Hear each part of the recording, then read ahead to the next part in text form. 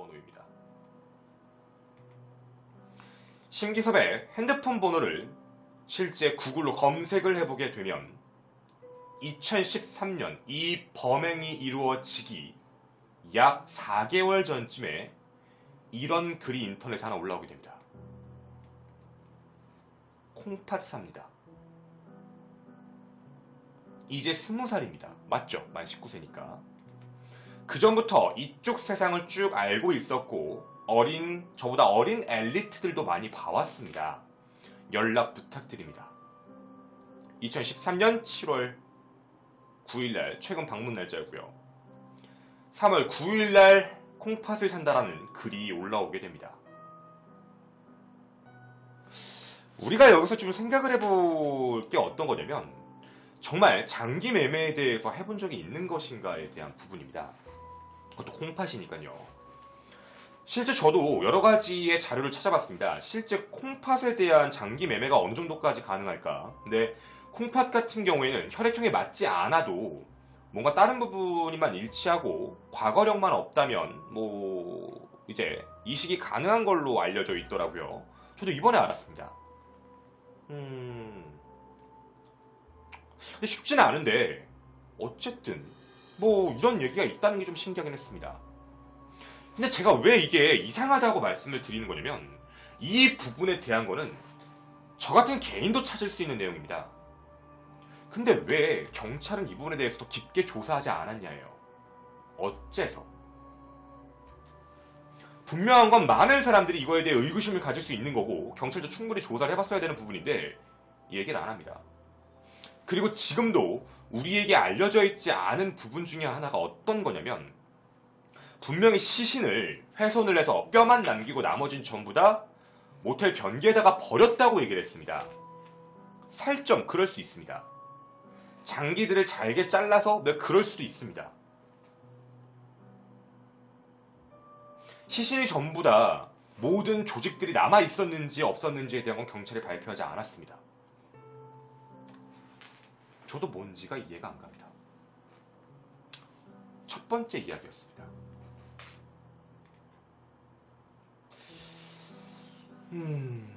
일단 심기섭 자체에 대한 의문점을 하나 찾아본 거였습니다. 첫 번째입니다.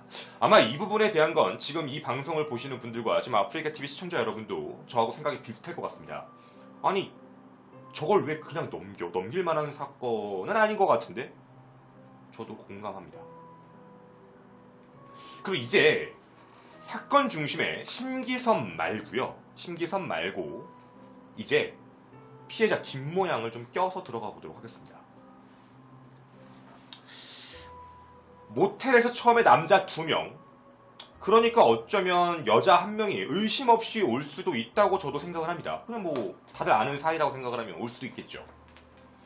여자에 대해서 프로파일링을 해보면 부모님은 전부 외국에 계시고 자신을 케어할 사람이 없는 혼자 사는 여자였다. 그것도 어린아이인데 그렇다고 생각을 해봅시다. 자, 이제 우리가 의문점 두 번째를 던져야 될 게 하나 있습니다. 뭐냐면 바로 이겁니다.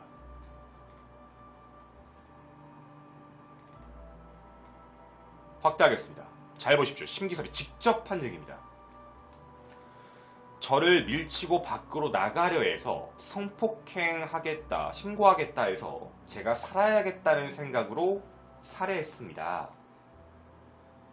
이상하죠? 저만 이상했습니까? 이거 이상하지 않습니까, 여러분? 어디가 이상한지 제가 힌트를 하나 드리겠습니다.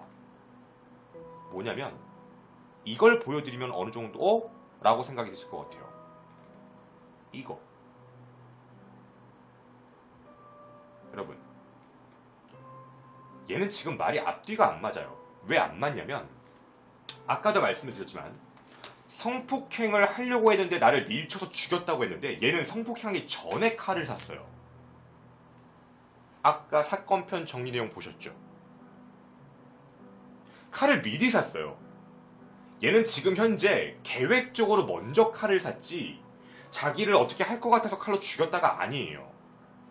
만약에 이게 사건이 맞으려면 내가 성폭행을 하려고 했는데 얘가 나를 밀치고 신고할 것 같아서 목을 졸라 죽이고 난 뒤에 칼을 사와서 이렇게 시신을 훼손했어요. 뭐 이렇게 얘기하면 말이 앞뒤가 맞는 건데, 얘는 지금 진술로는 우발적이다라고 얘기하고, 얘는 지금 실제 한 행동은 계획적이에요. 말이 앞뒤가 안 맞습니다.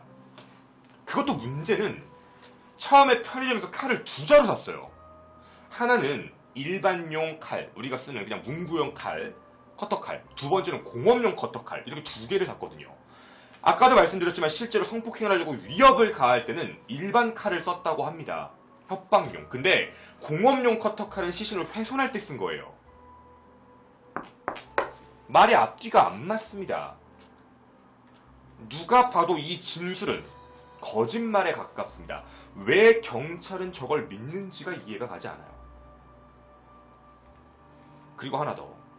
최고는 정말 몰랐을까도 의심스럽긴 합니다. 말이 앞뒤가 안 맞는 거죠.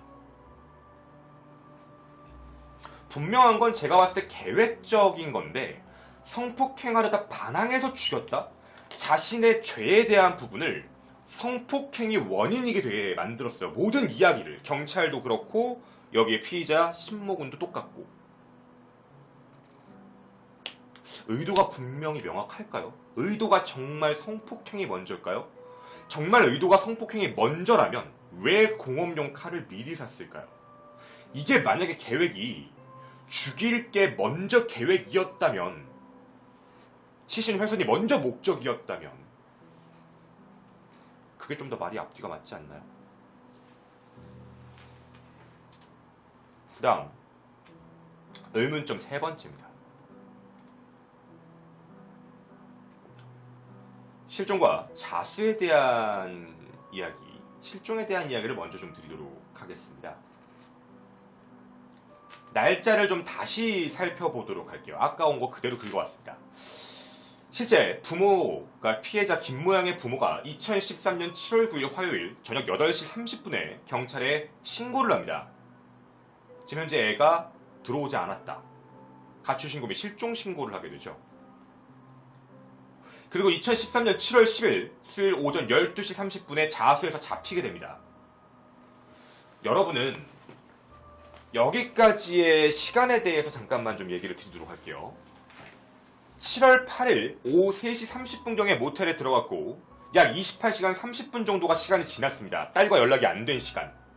맞죠? 7월 8일 3시 30분에 딸이 들어갔고 그 이후 약 28시간 30분 정도가 연락이 안 됐으니 만 하루가 넘어서 신고는 가능했을지도 모릅니다.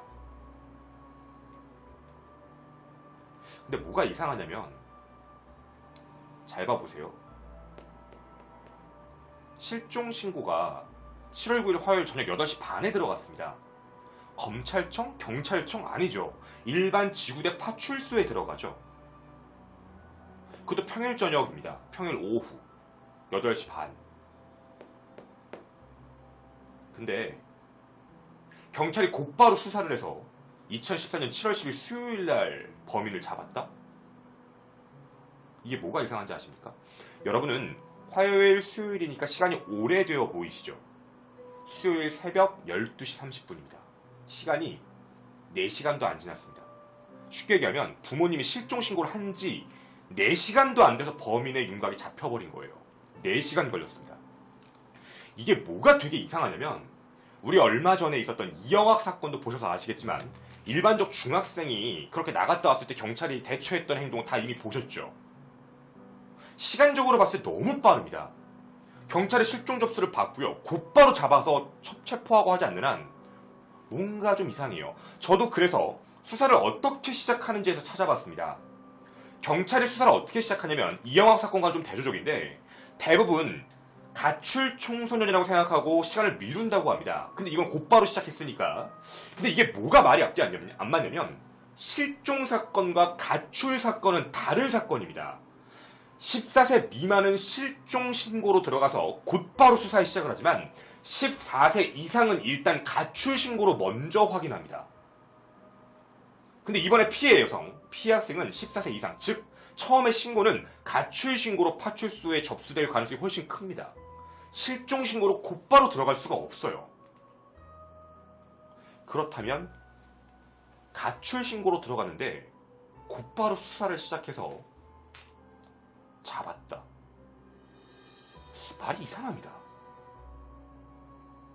가출을 이렇게 빨리 잡을 리가 없거든요. 그리고 또 한 가지 의문점입니다.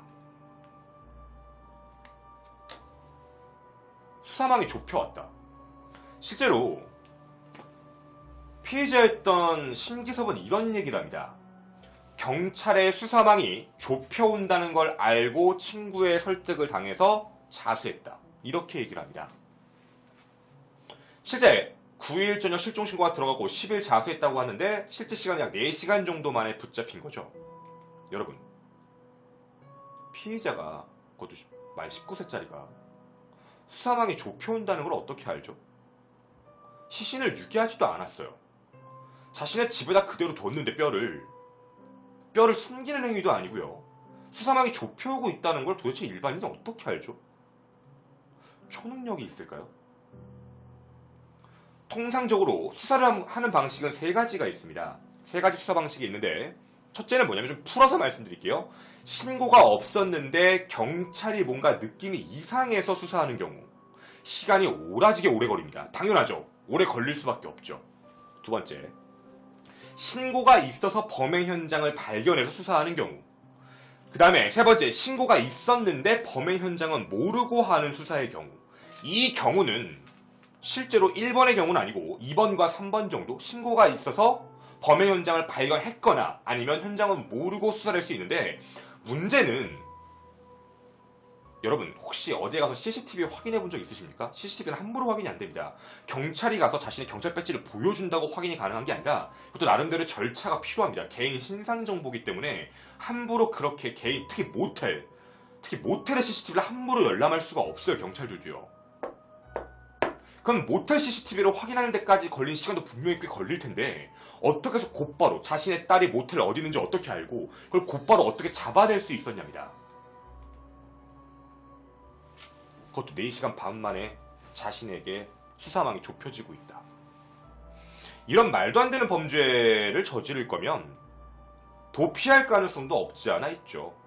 도피란 것도 아니고 그냥 친구들한테 SNS 문자나 보내고 있고 아무렇지 않게 기다리고 있고 뭔가 이상합니다. 그리고 의문점 5번째입니다. 이것도 되게 이상합니다. 피의자 심기섭이 한 이야기입니다. 여러분, 심기섭은 왜 성폭행 얘기를 쓸까요? 사실 CCTV를 제외하고 시신을 유기한 거 빼놓고는요, 모든 사건의 종합물은 피의자 입에서 나온 게 사실이 됩니다. 맞잖아요. 그 안에 모텔 안에 있었던 밀실인데 그 안에 모텔 안에서 있었던 일들을 누가 압니까? 피의자가 자백한 대로만 이해를 할 수 있어요. 근데요, 심기섭은 이상하게 자신이 물어보지도 않고 조사할 수도 없는 내용인데 이미 시신을 다 이제 훼손했으니까 왜 자신이 죽인 시신에다가도 성폭행을 했다고 왜 얘기하냐고요. 어째서? 그냥 성폭행 시도하다가 안 돼가지고 죽였어요로 끝내면 될 이야기를 그렇게 해서 죽은 걸 보고 성폭행을 했습니다 라는 얘기를 왜 하죠? 이미 시신을 다 유기해서 정화조에 다 보냈는데. 되게 이해가 안 갑니다. 이미 성폭행을 한번 했는데 시체를 전부 다 정화조에다 쳐 넣은 상태고, 그런데 거기다 대고 내가 또 성폭행을 했어요. 시신에다가 성폭행을 하는 것도 여러분, 그것도 죄예요. 죄입니다. 여러분, 제가 사실 여기 의문점에서 제 스스로 혼자 생각을 했던 건 뭐였냐면, 이 사건이 정말 이상할 정도로 목적이 없었습니다. 근데 그 목적이 이상할 정도로 초점이 맞춰진 건 성폭행이었습니다.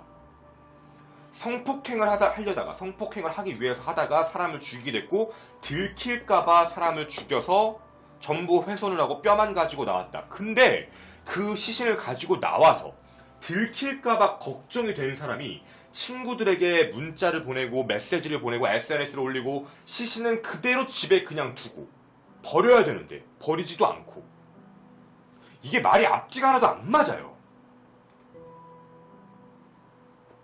그리고 한 가지 더입니다.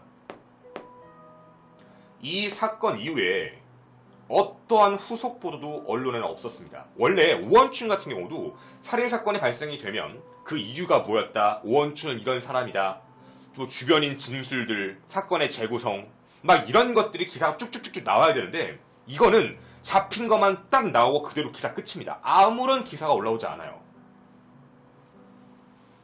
뭔가 이상합니다. 어디에다가 초점을 맞춘 건지는 모르겠지만 말이죠. 그리고 하나 더. 제가 제일 이해 안 가는 마지막 6번째. 아마 여러분들도 동일하게 생각할 거라고 믿겠습니다.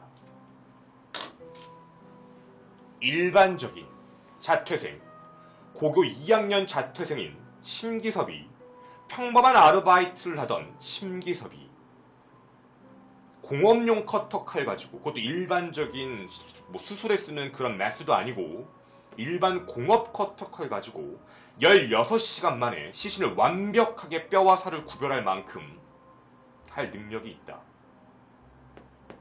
공업용 커터 칼로요. 문득 머릿속에 떠올랐던 사건이 하나 있었습니다. 대한민국 발칵 뒤집었던 등촌동 여아 살인사건. 그때 당시에 그 피의자도 시신을 훼손했습니다. 자신의 부모님은 의사라고 해서 훼손에 관련되어 있는 법의학적 지식을 미리 다 알고 있었다라고 해서 시신을 해부했죠.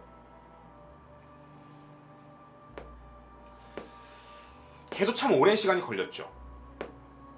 근데 얘는요, 어떠한 그쪽에 대한 법의학 지식도 없는 상태로 뼈와 살을 정확하게 나눠서 자를 수 있었다. 그리고 공업용 커터칼 가지고. 공업용 커터칼이라고 하면 좀 다른 점이 일반용 커터칼보다 조금 더 두껍고 조금 더 굵고 그리고 고정이 되어 있습니다. 칼날이 뒤로 안 들러가죠. 고정을 시킬 수 있으니까 동글동글한 부분을 하면 그 부분으로 살점을 바르고 시신을 다 해부하고 그 안에 있는 모든 살점을 떼어내서 그걸 전부 다 버리고 했다.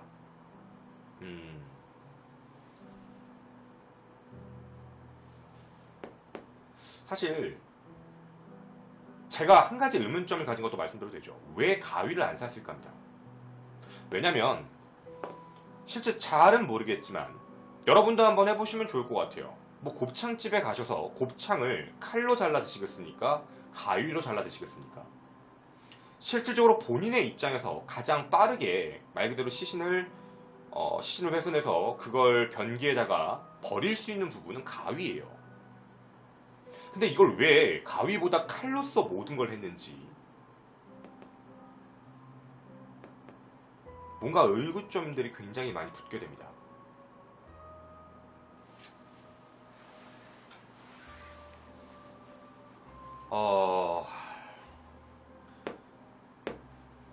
저는 지금 이 사건에 대해서 이렇게 분명히 말씀을 드렸습니다. 서두에.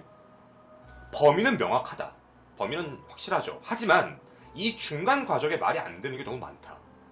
뭔가 우리가 상식적으로 납득하기가 참 어렵다. 저는 사건에 대한 제 구성을 얘기해보고 싶습니다. 계획적이었다. 사람을 죽이고 싶은 마음이었다.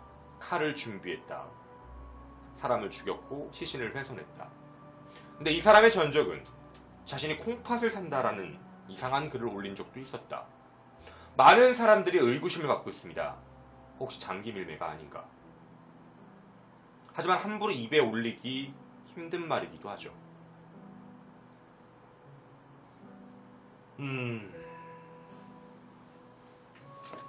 의문점만을 남긴 채 다시 한번 말씀을 드리겠습니다. 이 사건은 분명한 범인은 잡혔지만